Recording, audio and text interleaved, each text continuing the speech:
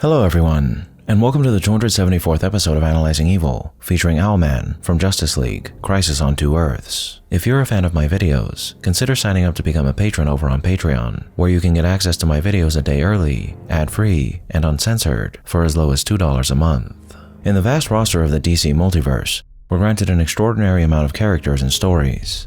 But we aren't just given multiple versions of heroes in the stories you typically find them in. We're granted access to what-if scenarios where one different choice drastically changes a character's world. And in this film, we're given one of many what-if scenarios wherein the members of the Justice League are the villains rather than the heroes, with Owlman in this particular story being the most diabolical of them all. So in this video, we're going to explore what makes this alternate version of Batman such a heinous corruption of his noble counterpart. And if you'd like to watch this film for yourself, as of the release of this video, you can find it here on YouTube completely free, a link to which you can find down in the description. Now without further ado, let's begin. To fully understand Owlman, we first need to discuss the alternate world he lives in, a mirror universe where the moral character of the heroes that we're familiar with is flipped on its head. The parallel Earth, which I'll be referring to as Earth 2, is a dark reflection of the one we're privy to. In this version of reality, the villains are the heroes. Lex Luthor, typically Superman's greatest adversary, is this world's greatest hero and the leader of the Justice League. Fighting alongside him is the Jester, a heroic take on the Joker, and Slade Wilson, who most people will know as Deathstroke, is the President of the United States. But if the villains are the heroes, then the heroes we normally see are the ultimate villains. Villains who lead their owner Zat's version of the Justice League, the Crime Syndicate, an organization built not on protection, but on total domination. The Crime Syndicate is essentially a dark reflection of the Justice League, specifically the League we're shown in this film. You have Owlman as Batman, Ultraman as Superman, Superwoman as Wonder Woman, Johnny Quick as the Flash, Power Ring as Green Lantern, and Jed Jarkis as Martian Manhunter. Since they're multiverse variants, it's safe to assume their origins are similar to the heroes we know, but they were born into a world where the events that shape their characters cause them to gravitate more so towards evil than good. We don't know exactly how they rose to power, but I imagine like all criminal organizations, they started out small and acquired more power and influence over time, with each member who would eventually make up the leadership of the Crime Syndicate initially running their own criminal organizations. Most syndicates eventually get shut down by the authorities, but unlike most criminal syndicates, these beings were gifted with might and power beyond anything normal human beings possess. They didn't just get away with crimes. They realized they could take and do whatever they wanted with little consequences. And after the Crime Syndicate eliminated Earth 2's Justice League, their power only grew exponentially, to the point where they were able to get away with any and all crimes with impunity. From this position of immense power, their main focus wasn't just committing robberies or controlling the underworld anymore, but world domination. And by combining their powers into one organization, they turned the entire planet into their personal territory, ruling through raw force and intimidation. And to keep the organization from falling apart through betrayal, the Syndicate used a system of territorial sovereignties. They divided the world into sectors, giving each member their own land and their own specific business to run, which kept them from fighting each other because each person was essentially the king of their own territory. These businesses cover everything from global weapon smuggling to drug manufacturing and, of course, murder. But like any organization, to protect their own assets and eliminate competition, their ranks aren't just made up of the leaders of each respective family, but thousands of criminals working under them. However, the most trusted lieutenants are given superpowers and are given the rank of made men. According to Lex Luthor, there are a total of 50 made men, and like the Syndicate, the made men are all parallels of other heroes from Earth 1. If you couldn't tell by the usage of the term made men, the hierarchy of the Crime Syndicate is modeled directly after the Italian Mafia. The respective branches of each Syndicate member's organization is called a family. And since Ultraman has a heavy New York Italian accent, it's safe to assume he's the one who came up with this setup. And because this is true, what these supervillains have done is basically applied the Five Families model of Italian-American organized crime to the entire planet. But even though they call themselves a syndicate and are involved in organized crime, they act more like dictators than mob bosses. And the reason why they were able to stay in power as long as they did was through using tactics mired in something both dictators and criminals always use to accomplish their insidious designs: fear. But typically, the difference between a crime lord and a dictator is that crime lords use fear cautiously and try to keep out of the spotlight so they can rule from the shadows. However, the Crime Syndicate is the exact opposite. They commit their crimes openly, and they don't bother trying to hide them, as why would they? They're the most powerful beings on Earth too. A normal human couldn't hope to stand in their way, and to make this clear, the Syndicate will also occasionally turn their strength upon the population to keep them ever fearful of their might. Even the authorities aren't immune to the crime syndicate's influence, as the police and authorities are either afraid of going against the syndicate or are bribed by them so they'll go along with whatever plans they may have. Governments try to ignore them in hopes of keeping some semblance of peace, and because they fear if they do go against them, they'll start an all-out war that they have little hope of winning. Now, at the time this story begins, they practically rule the world, but fortunately, the only thing preventing the syndicate from fully taking over the world is the threat of a nuclear attack, which even they couldn't survive, so it would seem that fear is also keeping the syndicate in check in the same way that it's keeping them in power. But unfortunately, the crime syndicate would seek to eliminate this threat as well by inventing their own bomb, Project Damocles, a doomsday device that can destroy the entire Earth, the final tool of absolute fear designed to make all the world's governments bow down to them once and for all. But Project Damocles wouldn't have been possible if it wasn't for the sinister genius of our subject of this episode, Owlman. Owlman's origin story in this film is a mystery, but since he's the parallel to Batman, his backstory likely follows a similar path. The common Batman story is that Bruce Wayne's parents were wealthy, kind people who raised him to be good, only to be killed by a mugger after leaving a movie theater, and it was that trauma that set Bruce on the path to becoming Batman.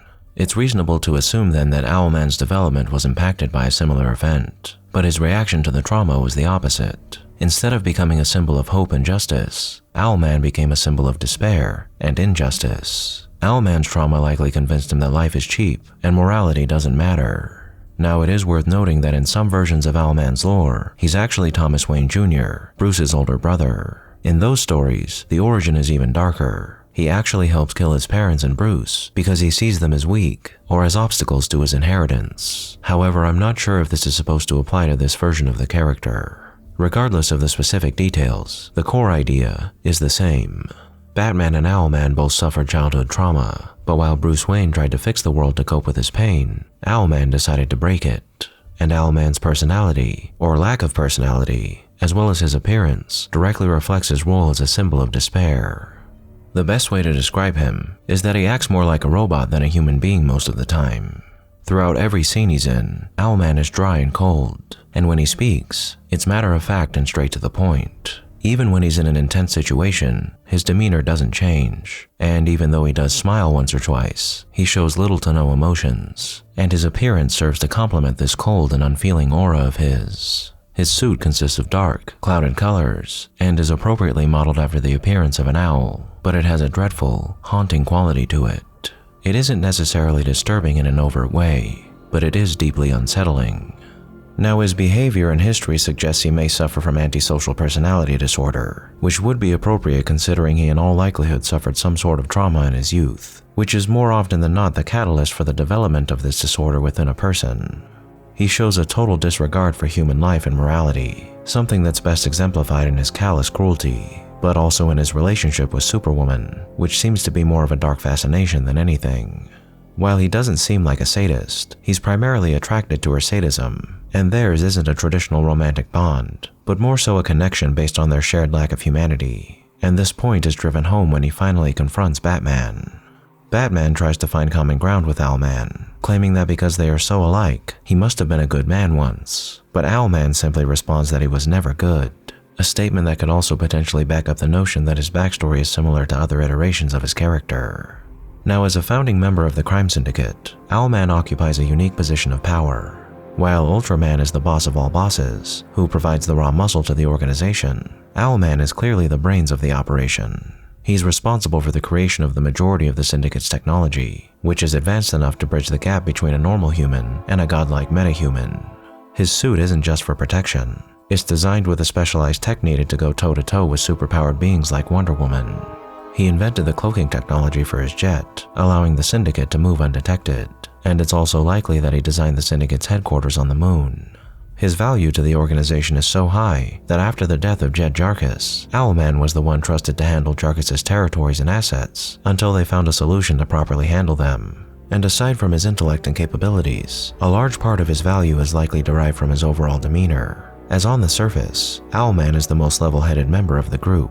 While the others are over-the-top impulsive and driven by their egos, Owlman always remains clinical and calm. This professional exterior makes him seem like the most sane individual in a room full of lunatics. However, that coldness is actually a mask for a much deeper level of instability. While Ultraman or Superwoman are motivated by simple things like power or cruelty, Owlman's motivations are far more extreme. We eventually discover that beneath his dry robotic personality, he's actually the most unstable member of the Syndicate. When Earth-2's Lex Luthor stole the quantum trigger, the energy source for Project Damocles, the crime syndicate raided Earth-2's Justice League headquarters. During the raid, Owlman found Luthor's research and discovered that he'd proved the existence of the multiverse and had gone to Earth-1 to get help from their Justice League. And after a brief encounter with that Justice League, Owlman began investigating these findings himself. But the more he learned about the infinite possibilities of the multiverse, the more depressed he became. Owlman realized that with infinite parallel Earths, every possible choice has already been made by some version of him. If he made one decision, another version made the opposite one on a different Earth. Thus he concluded that his individual choices were meaningless because every outcome already existed somewhere else, which turned him into a nihilist in the most absolute sense of the word. So to make his life feel important again, Owlman looked for a way to make a choice that couldn't be countered by an alternate version of himself, which led him to theorize that if all these worlds were just variations, there had to be a first Earth where everything began. Eventually, he confirmed the existence of Earth Prime, realizing then that this was the only place where an action would actually matter, because it was the root of all other realities. It was here in the wake of this discovery that Owlman decided that the only action he could take that would truly be unique, and that no other version of him could undo with a different choice, was the complete and total destruction of Earth Prime, which in turn would destroy the entire multiverse, whose foundation lay in this specific iteration of Earth. So with Project Damocles almost finished, Owlman planned to take this weapon to Earth Prime, and though the total destruction of everything that ever was and ever will be is nothing but complete insanity, to Owlman, destroying everything was the only way to make a choice that actually mattered, a choice that had a permanent final consequence that could not be unmade by anyone or anything. Now this is clearly a pretty extreme form of nihilism, and to understand further how Owlman came to this dreaded conclusion, and just how far he slipped into madness, we have the following conversation he has with Superwoman to look to for clarity. Aren't you supposed to be helping? I am helping. I'm improving the ambiance. Well, anyway, that's what I'm planning to do. After all, what good is a bomb if you don't detonate it? You never had any intention of using the QED for blackmail. You're going to use it to kill everybody. What if I am? Just tell me. Why? Why not? I'm serious. I'm a murdering psychopath. It's part of my charm. I do find it attractive. But you never make a move without a reason. Why would you want to destroy the world? Because it's the only action one could take that would have any purpose. You lost me there. Every decision we make is meaningless, because somewhere, on a parallel Earth, we have already made the opposite choice. We're nothing. Less than nothing. How can you say that? We're rich. We're conquerors. And here we're poor. We're slaves. And here, our parents never met, so we were never born. Here the world ended in nuclear war. Here, no fish was brave enough to crawl upon land, and humans never evolved. And so on, ad infinitum. There are a billion others, right? What difference would it make? Somewhere in the multiverse, there is a world I call Earth Prime. Every Earth is a variation of this one, the original. And once I destroy it, all reality will follow. I take it back, you're much crazier than I am. Don't get in my way. To the contrary, I'm in. This dialogue between Owlman and Superwoman highlights just how extreme his nihilism is, to the point that even Superwoman is initially confused when he reveals his plan to her. To her, being a villain is about getting rich and conquering people, but to Owlman, those things are pointless because in another universe, they're already poor, dead, or in any other infinite state of being, rendering their own meaningless. And this plan is so impossibly insane that even Superwoman admits that Owlman is even crazier than she, a hardened psychopath, is. Now while this conversation serves to show us just how horrendously nihilistic Owlman was, it also shows us that Owlman wasn't just a strategist anymore, but a cosmic level threat who views the total erasure of existence as the only way to achieve a meaningful win. And unlike his teammates, who want to rule the world, Owlman wants to be the person who finally turns the light out on everything, purely for the sake of giving his life and his decisions some sort of true meaning in the face of infinity. But what makes Owlman truly terrifying isn't just his willingness to destroy everything, but his conviction that he's performing a necessary surgery on the universe. After getting the quantum trigger and completing Project Damocles, Owlman teleports to Earth Prime to use Damocles to destroy it. But Batman, with the help of Lex Luthor and the sacrifice of Johnny Quick, follows Owlman, and it's here on Earth Prime that they have the following conversation. Welcome to Earth Prime. Before there was thought, there was this place. One Earth, with a single history. But with the coming of man came the illusion of free will, and with that illusion came chaos. With every choice we make, we literally create a world. History branches in two, creating one Earth where we made the choice, and a second where we didn't. That's the secret of the universe, you know. Billions of people making billions of choices, creating infinite Earths. Some so similar to each other that you could spend a lifetime searching for any distinction. Others so radically different, they defy comprehension. And all of the branches originate here. Every version of reality balances precariously on this singular Earth. It seems so different from the Earths we know. I can't imagine what series of decisions led to this world hurling out of its orbit. But I know this. The source of the cataclysm was the same as it always is. Man. You can't be sure of that. Anything, you know better. Man is a cancer, and I've chosen to cut out the disease. You're talking about killing everyone who ever lived, whoever will live. I choose to make the only possible real choice. You're insane.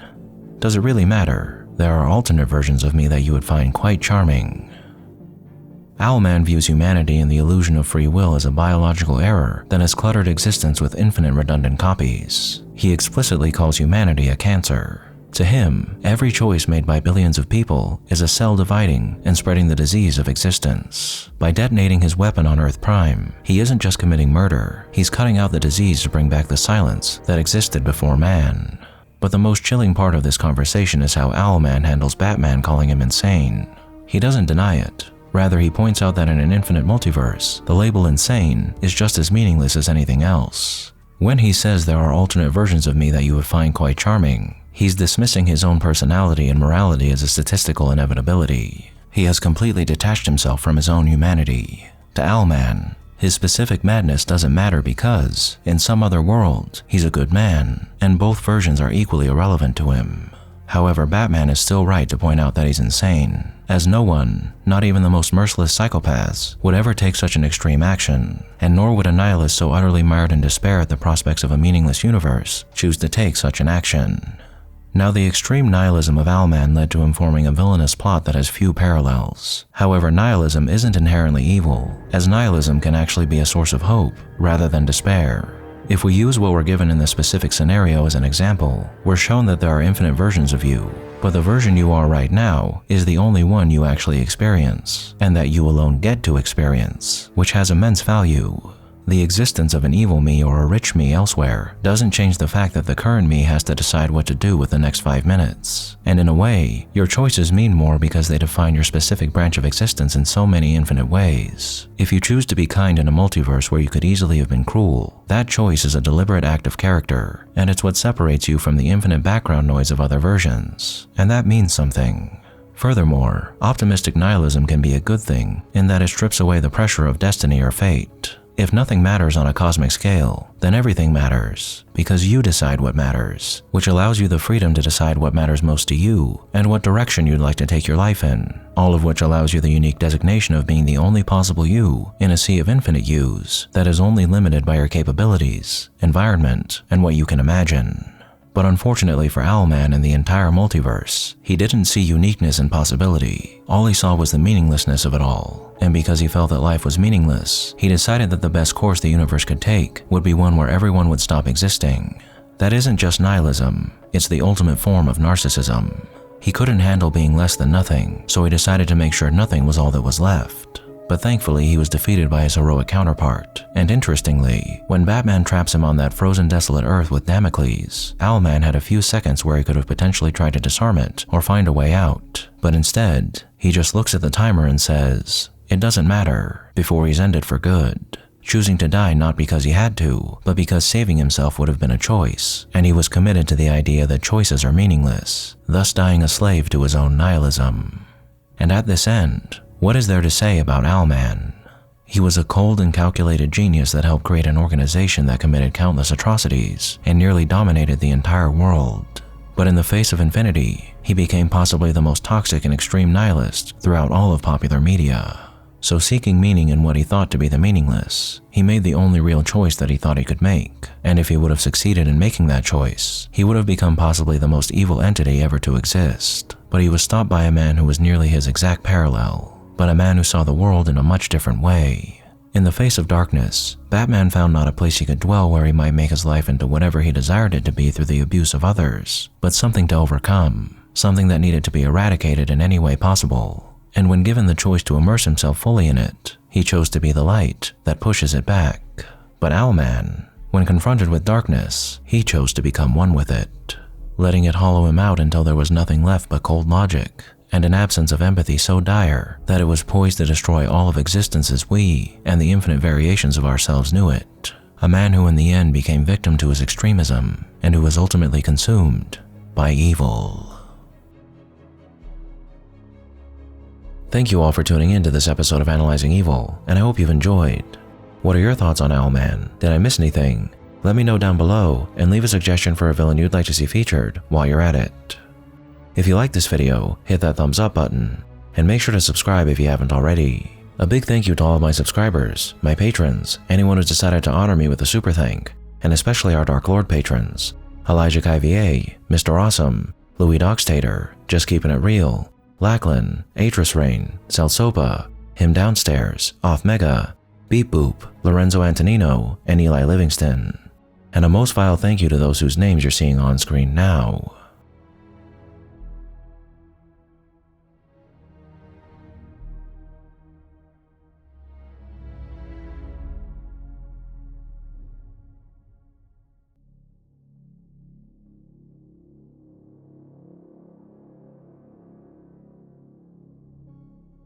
Join the channel's Discord server and subreddit to interact with myself and the community, and follow me on the social media platforms listed below to keep up with the channel. As always, thanks for watching, and I'll be seeing you soon.